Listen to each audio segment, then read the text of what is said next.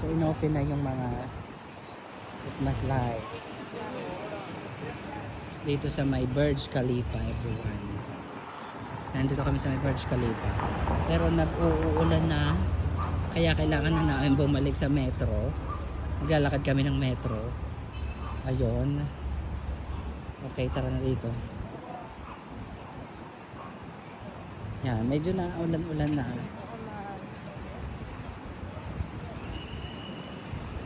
Punta kami ngayon ng metro.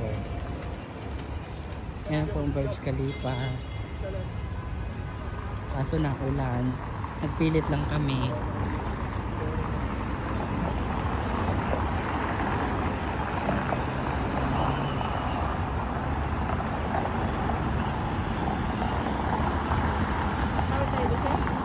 Hindi na, uwi na tayo. Ba't pa tayo pupunta dyan?